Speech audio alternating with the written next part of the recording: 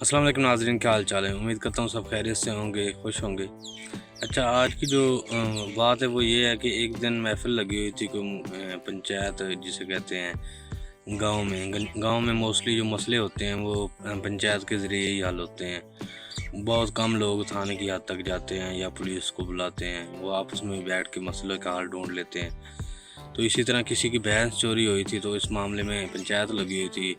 पंचायत के जो मेंबर होते हैं 5-7 वो बैठे हुए थे। मौलवी साहब जो मोहल्ले की मस्जिद के इमाम होते हैं वो भी बैठे थे। इसी बारे में बातें हो रही थी, तो अचानक मिरासी आ गया। मिरासी कहता है, मौलवी साहब भैंस मिल गई है और आपके घर से मिली है। तो मौलवी साहब देख के एक बार उसके तोते उड़ गए कि यार ये कैसे हो सकता है। इसी सोच में मौलवी साहब बैठे थे कि पंचायत वाले भी आपस में बातें करने लगे, और फिर ऐसा ऐसा सारे बंदे उठ के चले गए कि क्योंकि जिस मामले में वो सारे बैठे हुए थे मसले का हल ढूंढ रहे थे, वो तो भैंस ऑटोमेटिक मिल गई थी। और वो सारे उठ के चले गए। कहते हैं कि यार अब तो मसले इस पे बात करने की ज़रूरत ही नहीं है, क्योंकि चीज़ ही मिल गई है, तो फिर बात करने की ज़रूरत बनती ही नहीं थी। तो जो मौलवी साहब हैं वो मौलवी साहब बैठे हुए वो परेशान और बिल्कुल शर्मिंदगी की हालत में सोच रहे हैं कि यार ये मेरे साथ कैसे हो गया। मेरी तो तबेले में या मेरे घर में सिर्फ बकरी हैं और भैंस कहाँ से मिल गई मेरे घर में से।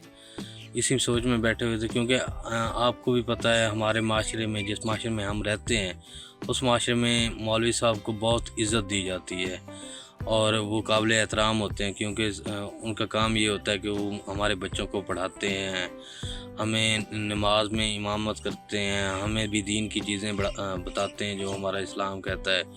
उसके अलावा हमारा जनाजा, हमारे पास कोई दावत होती है वहाँ पे आते हैं, वहाँ पे ख़त्म दरूद जो भी चीज़ें होती हैं। और उसके अलावा जो मोस्टली इस्लामिक जो चीज़ें होती हैं वो हमारे मौलवी साहब ही कर रहे होते हैं, और सारी ज़िम्मेदारी उन पे होती है कि जी मौलवी साहब नहीं करना है। और मोहल्ले के मौलवी साहब को तो वैसे भी घर का फ़र्द समझा जाता है, तो उसके घर में से अगर भैंस निकल आए तो उसके लिए तो एक शर्मिंदगी की बात होती है कि यार ये कैसे हो गया। इसी सोच में बैठे हुए थे कि मिरासी दोबारा आ गया। मिरासी कहता है कि मौलवी साहब वो मुझसे गलती हो गई थी, वो आपके घर से नहीं निकली, जो आपके घर के साथ हमसाया है उसके घर से निकली है। मैंने गलतफहमी में ये बता दिया।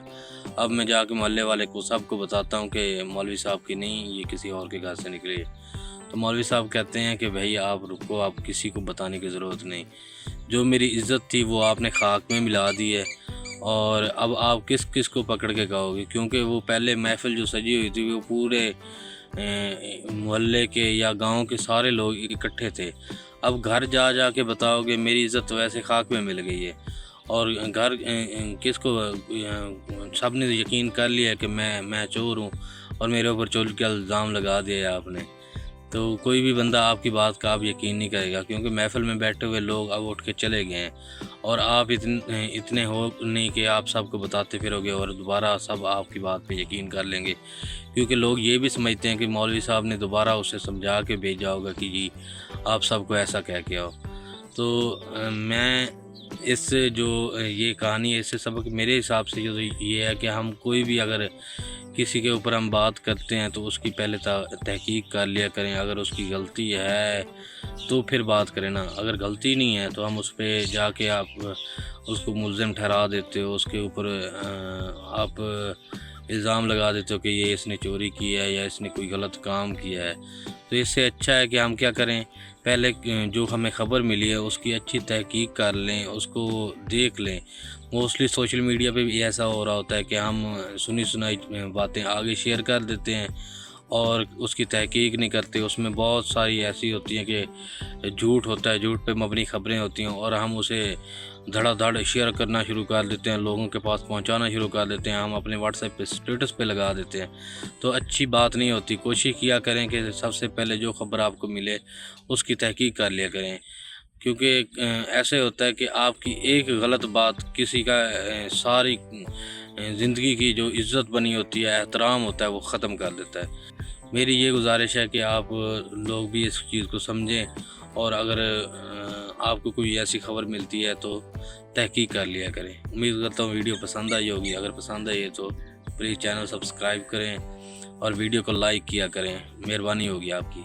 शुक्रिया, अल्लाह हाफ़िज़।